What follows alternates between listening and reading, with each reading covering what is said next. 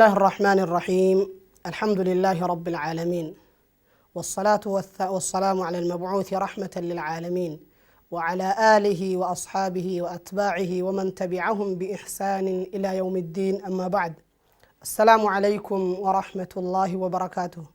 أردفتوتا نيو أفريكا دا بكا جرتانوتي رحمة في نجاني ربي داسن الرهجراتو. أكما بيكامو سغنتان كينيا كأصدرا قبني اتجرو وإي فقه عباداتي أكا عبادة اتقرن علمنا مادا حالك من ربي سادا قبرا حالك من ربي ساتي تلجده نما ربي إسا جلديمو أكامت تاء إسا جدو قبني جر إسان سنكيسا كانوا تجال قبضرا إرائي قال لي جنة وإي قل فنا يوكين وإي طهاراتي إسان الرأي هدوها صفني بشان أكتين قل فتمو فيه قوسا بشانيتي فيه بشان قل كوا قل ليسون دندين كأوفي قل تيوا قل ليسون دندو بشان نجس كنين كنا في أكسم قدات فوقاو ميشالي اتفايدمن بشان نمي اتفايدمي في كنمي اتفايدمين كنين هدو إرا هاسوفني تريجتور حرم إن شاء الله تعالى فدي ربيتيني يو رب الراته جدي وائي سننن فطرادا يوكاهو والربين إلمنا ما كان أمان إرتي إسا أومي جدي إرها حاصفنا جدتو كإلمنا ما دا إرتي أوممودان غاف أوما يسارا قبي هنگا جرن يسارا اتفايد ما جراتو اتندلقا جراتو سنرها حاصفنا أكسما إن شاء الله تعالى وربين يروكي نكيسا بركانو كاهي جدي كانتان الرئيسي حاسهو داف ديمنا جدتو جلق بسغنتا كينيا رت سنن الفطرة والنجرمو مالني معنان يوكا هيكان سنن الفطرة جتشودا مالني سنن الفطرة جتشون وان ربين إلمنا مادا أممان الرتيس أوم أكربين سبحانه وتعالى قرآن يساكي ستي فطرة الله التي فطر الناس عليها لا تبديل لكلمات الله وما ربين إلمنا ما كان إرتي إسا أوميدا جلقبو مان كربين إرى إسا كايدا جتشو فكينيا في يو فكينيا هو النيلة كينسا قراتشو رفينسا فنيان جلا قباف سچو في أكاسم رفينسا بوباتي في كنا في كنين كنا ففكاتا إلمنا مادا مسلمة تأي كافرة تأي نمي أفرت إيسي أكنا نتنجراتو هنجرو جتشو ماليف ومميساتو يكنت إسا أجج جتشو وممرأي إلمنا مادا كانت فيدا ما جتشو رفينسا بوباقا بافساتشون رفينسا فنيان جلا قبافساتشو كينسا قراتشو كن وما وما ربي إنما أومي جنة إلمنا ما إرى فيدا ما جرو أكا شريعة إسلامات تمو شريعة إسلامات كاين بكا كني في بكا اتقود جتشونا كان في سنن الفطرة جتشون كربين أمومتي إرتي إلمنما أومي جتشون إسانن كيسا وان توكو توكوي إرى هاسوفنيتي رفني سن كيسا هرى كإرى دبنو وإي سواكيتي جتشونا سنن الفطرة بايسا إرى هاسا رفني إسان سن كيسا إني توكو وإي سواكي تجتو سنن الفطرة جتو إني وشن كإسلام شريعة إسلاما كيستي رفني جراني وبايدا سنيف أصوى سنن فطراتهن هنسينين دراتي مي وان سواكي را هاسوفني كانتي أتشي برد اترفنا جتو إن شاء الله تعالى سواكين معنى هسادا استعمال عود مكا اتفايدمو مكتفايدمني الكان رجتشو جتشول يوكاهو أراكيد فايدمني الكانو في قرقلي فتشو يوكاهو فرشا معجونة والإنسامنا الكانيتين اتفايدمني الكانو في قرقلي فتشوني وان مالي جتشادا سواكي جت أما جتشول ولو ما قالت سواكي جتشون وان المنا مادا اتين وان الكان إساتي في يوكاو فون الكاني ترى جرو أفرا ديم سوتوي نياترا يوكاو ديمنا الكاني راجي جيرامنا الكاني را أفرا ديم سوتوي سواكي جرام سواكين كن حكمين إسادا شريعة إسلاما كيسته مالي هل هو سنة أو مستحب أو فرض مال يتو إلال سواكين سنة دا اتولي قال أمة علماء إسلاماتين سنة دا يروهن دتي علمنا ما دا اتفايدمون أقبه يروهن دا جروي ساكيستي اتفايدموني إسرع وان برباچسودا سوما جراتو سوما ندابويو يرو سوما كيسته غنمته غياته الكنته يو اتفايدمون علمنا مرا نبرباچسا جچون مالف جنان نبي محمد صلى الله عليه وسلم رحمة نجني سان الرهجراتو أمة إسادا أمة إسلام صحابة إسادا الكارجة تورتي باي إسان كاساتوري يوجو الكارجة تورتي إسان كاسو يروتو كتيتهن اللنيج سن نبي محمد صلى الله عليه وسلم إسن يرونيس الكارجة تنو يرو صلاة قفادا يوكاهو يرو وضوء قفادا يوكاهو يرو قرآن قراهودا جتن قفادا جتوتهن اللنيسن مال جريدا صلى الله عليه وسلم رحمة نجني سان الرهجراتو سواكي كان أصون أمتك يتجبات جتشو صداتشو بعدتي لأمرتهم بالسواك يروهن ديو الكان رجعتا جتشو تني إسان أجاج نرجم ربي صلى الله عليه وسلم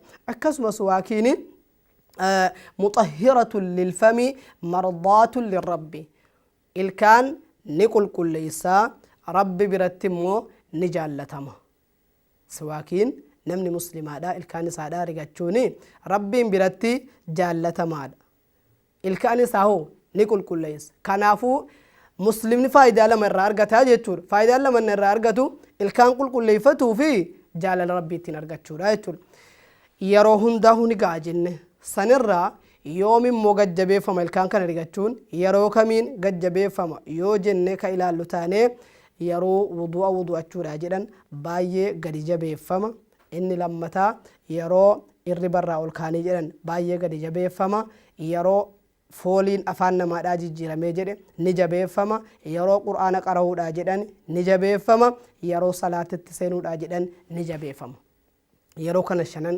كيستي أكسما يرو مسجد سينو دا جدانيس نجا بيفما جتشور مالف جنان حديثة درا درب كيستي جتشور دبتمي درب كيستي رسول صلى الله عليه وسلم لولا أن أشق على أمتي لأمرتهم بالسواك عند كل صلاة جن وصون أمتك يرتين جبيسة جتشو صداتشو بعدتي صلاة يرو سينو دا جدانيس أكسان الكارغتانون إسان أججا جدان كناف الكارغتشوني يرو هنديون مرة barbaachisaadha muslimni haala isaa hunda keessatti qulqulluu ta'uutu isarraa barbaachisa waan qulqulluu ta'uun isarraa barbaachisu jechayi nabi muhammad sallallahu alayhi wasallam kanatti isaani ajajanii jechuu ummata islaamaadha ajajanii jechuun akkasuma aishaan radiyallahu anha wa ardaaha gaafatamteeti ergamaan rabbii yeroo kamiiniyyi yeroo mana seenee jedhe maaliin eegala ون النجال كبا أجته مالي جد أمتى قافتمتى أم المؤمنين عائشة رضي الله عنها وأرضاها مال جتني قالت بالسواك يرو من أول سنة جد إرجمان ربي جل كبا ون النتيني قالوا الكانس هذا رجعتا جتين أكسم سواكيني يرو جل سنة ميل من ما جل سه سوين هاسا وهين هاسين أو أدى أفان أدان هن بناتين يوتوري جده أفان ما أنا يجرا موانته جنان يرو سناسي رجعتوني برباجسادا يرو إربراك هجر اللين من ما رايتون وياسة تاو الكنيس هاتاو يرو إربراك هجر يجتورا الكنيس هذا رجعتوني بل برباجسادا يجتور مالف جنان مسلمون إن كانت تأججمو في تقربا إلى الله سبحانه وتعالى وأن يكون على أحسن حال من النظافة والطهارة واني مسلم كانت تأججمو مالف جنان inni tokko rabbii isaatti dhihaachuudhaa fi inni lammaffaadha haala gaarii akkaataa gaariirra jiraachuudhaa fi akka inni jiraatuudhaa fi jechuudha inni sadaffaadha maaliin rigata ilmi namaadha isa jedhu keessatti rigannaani muka jiidhaa ta'e taanaan waama fedhe haa ta'uuti ka afaan nama madeessine yoo ta'e ka afaan namaa keessatti hin ciccinne yoo ta'e mukuma jiidhaa taanaan wama fedhe haa ta'u ittiin rigachuun barbaachisaadha.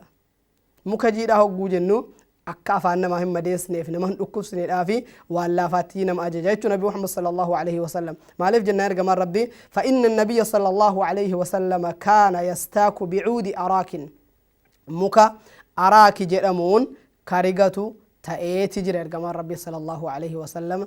Akkasuma ilmi namaadhaa waan isarraa barbaachisurraa ilkaan bitaadhaan hin rigatamu, innamaa yakuunu bilyamiin, mirgaan rigatamu malee bitaan rigatamu. Akkuma as dura halaqaa dabre keessatti dubbannee dabarsine Nabi Muhammad sallallahu alaihi wasallam yuhibbu tayammuna فيما يحبه في تنعله وترجله وفي أعماله. وان حال إسا جالتشيسو كيستي وجي إسا كيستي وان إسا تتلو كيستي نبي محمد صلى الله عليه وسلم مرقت فيدمون أي جالة جتشولا مرقانو جتشو جالة وان إسا تنتل كيستي أكا استنجابا فتشو أكا وان تقو وان ما تنتل أبو كيستي هو بتات فيدم ما جتشو أرقم ربي صلى الله عليه وسلم كناف الكار رقتشون waan gaarii irraayi waan bareedaa irraayi waan ta'e jennaan ilmi namaa bitaan fayyadamuu dhiise mirgaan fayyadamuutu isarraa barbaachisaa jechuudha.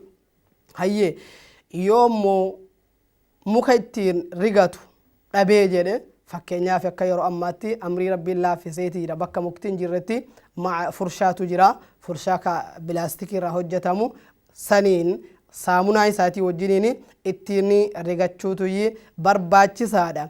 Fakkeenyaaf yeroo wudu'achuudha jedhe yoo muka ittiin rigatu biraa dhabee yookaan furshaan ittiin rigatu sun illee bira hin jiraatin maaliin fayyadamuu qaba? Hattaa wa in kaana an yasuusa biyadihi, yoo mallee harka isaatiin quba isaatiin illee rigachuu tahe illee yeroo wudu'aadha quba isaatiin illee rigachuudha qaba. Hadiisa علي بن أبي طالب رضي الله عنه وأرضاه هميف جتا مال جري وإصف وضوء آدم بمحمد صلى الله عليه وسلم إرجما ربي يوم نتيرجته من اللي أبي جري سنان اللي رجتشو رقابة جتشو حديث سواكي رتكاسو دبتيتي تريجتشو أكسما رجنان كن إرجوان نتيرجته محاسفني yeroo rigachuun barbaachisu haasofne yeroo rigachuun barbaachisu erga haasofneeti faayidaan ilkaan rigachuu yookaan ilkaan qulqulleeffachuun qabu maali jennaan faayidaa hedduudha qaba. Irra guddaa faayidaa hadiisa darbe keessatti dhufee jirurra faayidaan yookaan bu'aan ilkaan rigannaan qabu annahu mutahhirun lilfami, inni ilkaan qulqulleessa. Rigaan kun ilkaanni qulqulleessa duniyaa keessatti mardaatun lirabbi fil aakhira, rabbiin immoo nama jaallachiisa aakhiraatti. Nama ilkaan isaa rigatee jedhe rabbiin isa jaallataa jechuudha. Akkasuma nama muslimaatii fi ni barbaachisa an yatacaahada haadhihi sunna, sunnaa kana yeroo hunda ordofuun jala deemuun yeroo hunda itti fayyadamuun isarraa barbaachisaadha. Dhiisuu dhabuun maaliif jennaan faayidaa hedduu inni qabuuf jecha kanumaa waliin faayidaa qabaachuu isaatii waliin bu'aa hedduu qabaachuu isaatii wajjiniin namoonni tokko tokko osoo ilkaan isaanii rigatiin yaadachuu dhabuus haa ta'uuti yookaan ceemmuus haa ta'uuti ka guyyaan lama guyyaan sadii torban dhufee isaanirra dabarfatutu jira jechuudha. Kana heeguun qabu ilmi namaadhaa faayidaalee dubbatame kana jecha irraa fayyadamuun barbaachisaadha jechuudha. Inshaallahu ta'ala sagantaan keenya ittuma fufaa inshaallah boqonnaa fudhannee walitti deebinaa nurraan fagaatina. Assalaamu alaykum wa rahmatullahi wa barakaatuhu.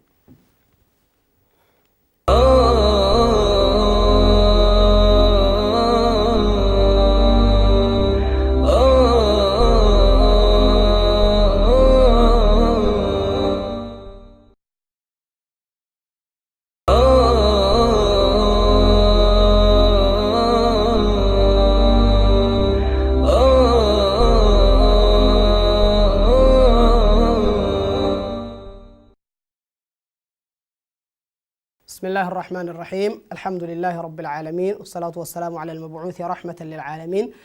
أبوليان كينيا ولتي ديبينيتي جرا akkuma duraanuu dubbanne faayidaa rigannaadha jechuun ilkaan rigachuun qabu dubbanneeti turre jechuudha. Akkasuma sunannan fixraadha waan jedhamutu jira jechuu dura haasofnee turre. Sunannan fixraa kuni isaanii waa shanii isaan san keessaa inni tokkodha jechuudha. Akkuma hadiisa keessatti dhufee ture jechuudha. Akkuma duraanuu irraa dubbanne sunanni fixraadha yookaan haalli uumaan rabbiin irratti ilma namaa uumee jedhe kanni aadaa isaarraa waan sana hin dhiisin ka shari'aan islaamaa immoo erga dhufeeti waan sana karaa islaamaa godhee jedhe shani akka hadiisa tokko keessatti dhufe hadiisa biraa keessatti immoo 10 jechuunis ni jira. shanan suni akkuma rasuulli rabbi sallallahu alaihi wasallam hadiisa abi hurayraa keessatti radiyallahu anhu wa ardaahu jedhani shanan sun maali jennaan 5 min alfitra waa shan fixraa irraayyii jedha. Alfixratu fixraa jechuun waan ilma namaadha rabbiin irratti isa uume jechuudha. Uumumarraahu jalqabarraahu waan sana dalaguu irratti isa uume. Erga waan sana dalaguu irratti uumame ilmi namaadha shari'aan islaamaas dhuftee karaa gootee jechuudha. Karaa islaamaa gootee jechuudha. Namni waan san aadaadha jedhee isa hojjetuuti shari'aa islaamaa keessa waan jiru jennaan ajrii itti argata jechuudha. An fakkeenyaaf yoon ka'ee qeensa kiyya qoradhe ajriin itti argadha shari'aa islaamaatu karaa godhe. Areeda funyaan jalaa yoon gabaabsadhe ka rifeensa bobaadhaa yoon buqqifadhe jechuudha yookaan yoon gabaabsee jedhee sawaaban itti argadha rabbiin biraa. Osuma wanticha dhiisuun natti hin tolinii fakkeenyaaf aaduma ta'e osuma itti fayyadameeti waan shari'aan islaamaa karaa godhe jennaani rabbi biraa mindaan itti argatama. shanan sun maali jennaani al-istihdaadu rifeensa naannawa qaama saalaatti biqilu ofirraa haaduu walkhitaanu akkasuma dhaynaa qabachuu jechuudha dhiiras ta'e dubartiis ta'e waqassu shaaribi dhugduu gabaabsuu yookiin areeda funyaan jalaadha gabaabsachuun shari'aa islaamaarraayi wanatfil ibid rifeensa bobaa jalatti biqilu buqqisuu yookaahu gabaabsuun wataqliimil adhaafir kottee yookiin qeensa gabaabsachuun shanan kun shari'aa islaamaarraayi jedha akka hadiisa Bukhaarii fi Muslim keessatti dhufanii jiranutti jechuudha. Hadiisa Abii Hurayraan odeesse keessatti obbolowwan ma'anaan kanaadha. Akkana jechuun waan sila isin aaduma keessaniin xabi'aa keessanii itti fayyadamtanu kana shari'aan immoo karaa isinii gootee jennaani isa kana dalaguun isiniif rabbi biratti mindaa guddaadha qabaa jechuu nabi Muhammad sallallahu alaihi wasallam karaa nuu godhan. Mee tokko tokkoon haa ilaallu shanan amma dubbanne kaane kana akkaataa itti fayyadamu haala kamiin ilmi namaadha itti fayyadama isaa jennu mee tokko tokkoon haa ilaallu.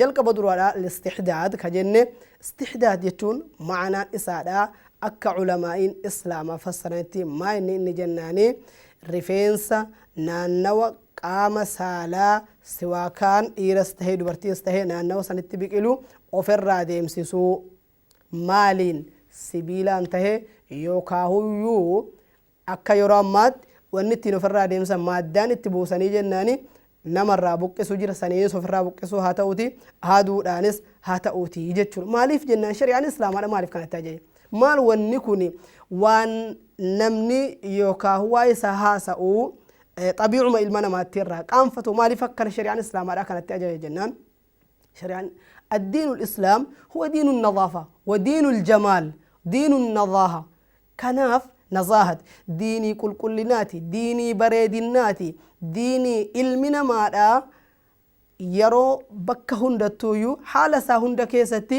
غاروموتي نما أججودا كناف أكا علمنا ماذا ظاهرة وملتو كيستيس بريدا وأن مثل إسراء إن أرجنس أكا نبريدو أفجتا شريعة الإسلام ماذا كانت أجاجي جتور رفنسا كان أفراد يمسسون كل لنا بريدنا علم نماتيف جنسي لمانيف وقصة لمانيف وجتور إني لما تادا قصة يوكاهو شنن uumaadhaan ilmi namaadhaa irratti uumamirraa inni lammataa qaama qabachuu jechuu akka shari'aan ummanni ulamaan islaamaadha dubbatanitti foon qaama saalaa dhiiraa gubbaadhaan aguugu kana irraa muruudhaan irraa deemsisuutu khitaana jedhamaa jedhan. Inni kuni dhiiraa fi waajiba akka ulamaan islaamaadha dubbatan keessatti dhiiraaf dirqama jechuudha. Laakiin dubartiidhaaf jaallatamaan waliigala jechoota ulamaa'ii islaamaa keessatti dubartiidhaaf immoodha jaallatamaadha jechuudha. Akkuma ulamaan dubbatanitti wassahiihu annahu waajibun fi haqqi rijaali sunna fi haqqi nisaa'i. jechi qabatamaan ikhtilaafti baay'ee isaa keessatti jira.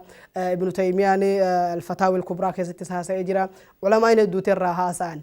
Irra gaariin jechi qabatamaan ka dhiiraadha waajiba. Maaliif waajiba ta'a kan dhiiraadha? Osoo wanni sun irraa deemsifamuu baateeti wasaaqa of keessatti qabatee qulqullina siraa shari'aan islaamaadha nama muslimaa tokkorraa barbaadu san irraa argamuuni hin danda'amu jechuudha. Kanaaf akka qulqullinni sun argamuudha jecha shari'aan islaamaa dhiiraan dhayna qabadhaa jechuu dirqama isaan irratti godhe. Ka dubartii hoo maaliif dirqama gochuu dhiise sunnaa ta'e? Waa'ee kanaa keessatti hadiisni dhufan hedduuti jiranii. Hadiisa ganaa dubbatamuudha deemu fakkeenyaaf rasuulli sallallahu alaihi wasallama iza iltaqa almunkinna ummanni tokko tokko wanni kun sunnaa yuumiti jechuu dubbachuutu mala. Kun sunnaa miti jechuun waan qeebalamuu miti. Maaliif jennaan nabi Muhammad sallallahu alaihi wasallam hadiisa keessatti iza iltaqa alkhitaanaani faqad wajaba alghuslu hogguu dhayna qabamaan lamaan wal qunname wal bira gahee jedhe dhiqannaan dirqama ta'a jedhe nabi Muhammad sallallahu alaihi wasallam. Kanaafuu hadiisni kun maal jechuu kenna? Dhiirtis dhayna qabata dubartiinis dhayna ni qabatti jechuu kenna. Akkasuma ergama rabbii sallallahu alaihi wasallam gaafa biyya makkaatii ka'anii madiinatti galanu namittii tokko ka ogummaa kana qabdu ka ijoollee durbaadha dhayna qabdu arganii daangaas hin dabrini irrattis hin dhiisnii jedhan. Daangaa darbuun dhorgamaadha. Akka uummata fir'aawunaatti daangaa darbuun dhorgamaadha. Waan silaa rabbiin dhiiraaf dubartii gidduu kaahesan irraa dhabamsiisa jechuudha. Dhiisan irraa dhabamsiisa waan ta'e jennaani dhorgamaadha daangaa dabarsuuni jechuudha. Irrattis dhiisuun immoodha giddu galeessa akka inni ta'uudhaaf jechuudha. Irratti dhiisuunis garuu dhorkamaa osoo hin ta'in inni dhayna qabaan akka dubartiitiif sunnaadha jechuudha, jaallatamaadha jechuudha. Yoo dhiise hoo macsiyata qabaa? Macsiyata hin qabu. Maaliif wanni sunnaa tokko sunna jechuun maa yusaabu aw yu'jaru alayhi faaciluhu walaa yucaaqabu taarikuhu. Sunna jechuun waan namni hojjetee jedhe rabbi biraa itti mindeeffame namni hojjechuu dhiise immoodha ittiin qixaaxamne. Kanaaf haqqii dhiiraa keessatti dirqama jenna. Dhiisuun hin ta'u. Qulqullina irraa eegamu sanatti hin argamu jechuudha. Kanaaf akkasitti ulamaa'ini islaamaadha irraa dubbatan. Ka dhiiraa kun yoom ta'a ammoo? Yoom ta'a? Maaliin ta'a? Yoom ta'a keessatti uummanni ulamaa'ini islaamaadha irra jaallatamaani gaafa guyyaa torbaa gaafa aqiiqaan irraa baafamu gaafa mataan irraa aadamu sana ta'uutu gaariidha kan dhiiraa keessatti. Maaliif jennaani dafee fayyuudhaafis isatu gaariidha. Qaamni isaa malee hin jajjabanne waan ta'e jennaan dafee fayyuudhaaf isatu gaariidha jechuudha. Maaliin ta'a keessatti immoo ummanni warri waan kana dalaganu hum adraa isaantu irra beeka waan dafee ittiin muramee jennaan yookaan ittiin qabamee dhayni sun qabamee jennaan fayyu isaantu irra beeka. Shari'aan islaamaadha waa haddadilee wanni isiin daangaa gootee lafa keessa hin jiru jechuudha. Inni sadaffaadha waan fixraa keessaa yookaan sunan al-fixraa waan jedhamu keessaa inni sadaffaadha maali jennaan qassu shaaribii dhugduu gabaabsuudha. Dhugdu jechuun areeda funyaan jalatti nama biqiltuu kanatu shaariba jedhamti. Isii gabaabsuu wa ihfaa'uhu yookaan immoo maruma dhabamsiisuu irra aaduu jechuudha. Qassi jechuun gabaabsuudha. Fakkeenyaaf akka warra madhaba maalikiyyotaa biratti aaduun jibbamaadha. Areeda funyaan jala aaduun jibbamaadha. Gabaabsuu malee mazhaba warra kaan biratti yoo homaa hin qabuu jechuudha gabaabsuu aaduun. Kanaafuu warra maalikiyyotaa biratti irra jaallatamaani gabaabsuudha malee haaduu miti jechuudha. Kanaaf ulamaan islaamaadha hadiisa hedduu isaa irraa dubbatanii jiran. waa'ee areeda funyaan jalaa gabaabsuutii fi areeda mugadhiisuu keessatti baay'ee irraa haasa'anii hadiisa hedduutti dhufanii jiranii sanaaf shari'aan islaamaadha areeda kana baay'isee gajjabeessee itti buhuu dhabuu gadheeressuu gadi dhiisuu baay'ee itti ajaja laakiin yeroo ammaa kana ummanni islaamaadha faallaa kanaa ta'anii ka areeda isaaniidha gabaabsanii ka funyaan jalaa immoo dheeressanu hedduu isaaniitu jira nas'alullaha assalaamata walcaafiya hadiisa dhufan keessaa rasuuli rabbii sala allahu alayhi wasalama akkana jedha hadiisa abii hurayraa keessatti juz'u shawaarib wa arkhu llihaa wa khaalifu lmajuus buqqisaa juz'u jechuuni tasuma dhabamsiisuudha juz'u shawaarib dhugduu dhabamsiisa aadaatii jechuudha wa arkhu llihaa areeda gadi buusaadha wa khaalifu lmajuusa majuusa warra ibidda gabbaruun faallaa deemaadha jedha rasuul rabbi sallallahu alaihi wasallam isaan kana ofirraa fuudhaniit kana gadheeressani isin immoo ummanni islaamaadha kana dheereffadhaati ka funyaan jalaadha ofirraa dhabamsiisaa jedha rasuul rabbi sallallahu alaihi wasallam kanaaf areeda gadhiisuuni waan ilma namarraa barbaachisu inni arfaffaadha qeensa qorachuudha qeensa qorachuunis shari'aan islaamaadha waan daangaa itti godharraa jechuudha guyyaa 40 darbuuni barbaachisaa miti akkasuma isni shanaffaadha natful ibit rifeensa bobaa jalatti biqiluu isas ofirraa buqqisuun haaduudhaanis ta'u waan biraatiinis haa ta'u akka inni dheeratee jennaan rifeensa san dafqee fooliin godhanneedha jecha ofirraa gabaabsuutti shari'aan islaamaadha ajaja hadiisa biraa keessatti ka dhufee jiru kudhan jechuudhaan dhufe isaan san keessaa inni tokko bishaan funyaanitti ol fudhanii keessaa gad dhangalaasuudha akkasuma lulluuqiidha caccabaa qubaadhaa jechuudha buusaa dhiquudha kanneenii fi ka duratti dubbatamanii darban insha Allahu ta'ala hanga sagantaa biraatiini walitti deebinutti obboloowwan kiyya ila an nalqaakum fi barnaamijin ukhraa wassalaamu alaykum wa rahmatullahi wa barakaatuh